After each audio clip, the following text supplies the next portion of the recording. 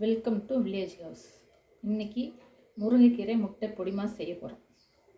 அதுக்கு தேவையான பொருள் முருங்கைக்கீரை ஒரு கைப்பிடி அளவு, 2 வெங்காயம் சிறுசனாக இருக்கிறது, காஞ்ச மிளகாய் 2 பல் பூண்டு நறுக்கியது, 4 முட்டை, கொஞ்சம் உப்பு, தேவையான அளவு உப்பு, மஞ்சள்தூள் கொஞ்சம், கடுகு, எண்ணெய்.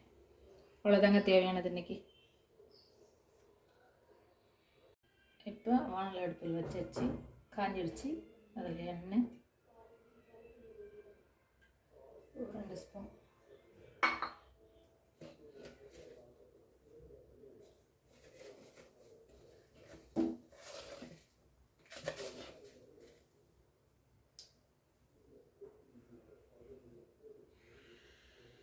கடுகு, எண்ணெய் காஞ்சதும் கடுகு,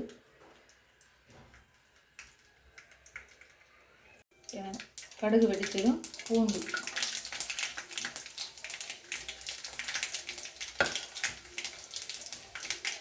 அப்புறம் வரமிளகாய்,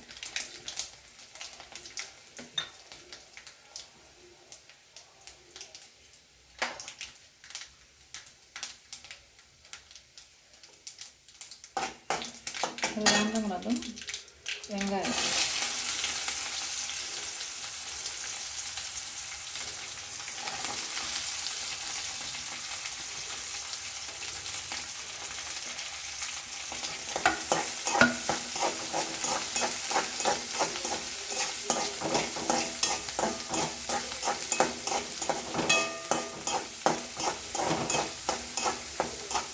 பச்சை மிளகாய் போட்டு செய்யலாம். கீரை போடுறதுனால கொஞ்சம் காஞ்ச மிளகாய் போட்டால் நல்லா இருக்கும்.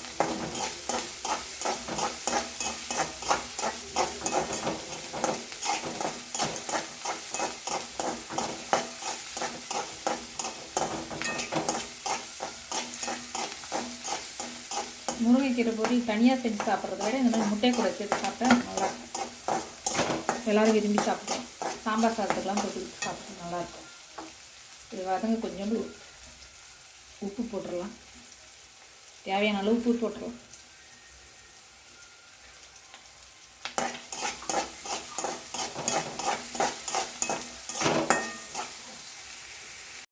மஞ்சள்தூள் கொஞ்சம் போட்டுக்கலாம். முட்டைக்குள்ள மஞ்சள்தூள் போடணும், கிருமி நாசினி.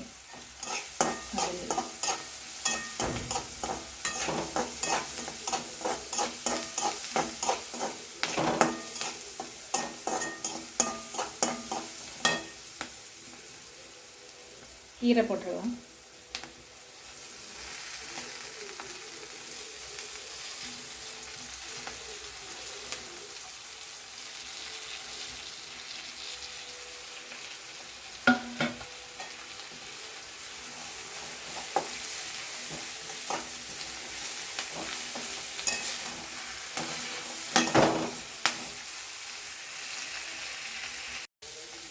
கீரை நல்லா வதங்கிடுச்சு.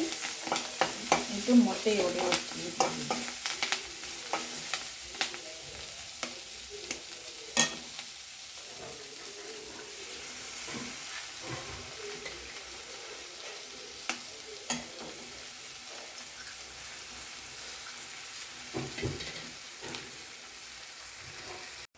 நாலு முட்டையும் ஊற்றி வச்சு அப்படியே வறுக்க வேண்டியது.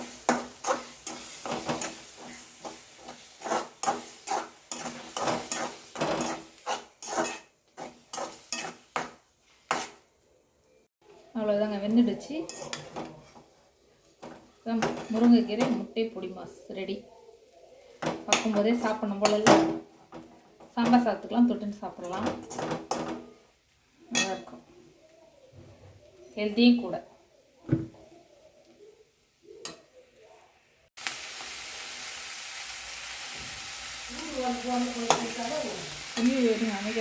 முருங்கைக்கீரை பொரியல் பிடிக்காதவங்க இது மாதிரி முட்டை சேர்த்து செஞ்சால் பசங்களுக்கு ரொம்ப பிடிக்கும், சாப்பிடுவாங்க, விரும்பி சாப்பிடுவாங்க. எங்கள் பசங்க அப்படி தான் சாப்பிடுவாங்க.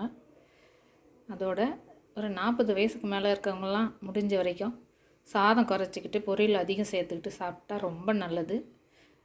சீக்கிரம் டாக்டர்கிட்ட போக வேண்டிய வேலை வராது. இது பிடிச்சிருந்தா லைக் பண்ணுங்கள், ஷேர் பண்ணுங்கள், கமெண்ட் பண்ணுங்கள். தேங்க்யூ.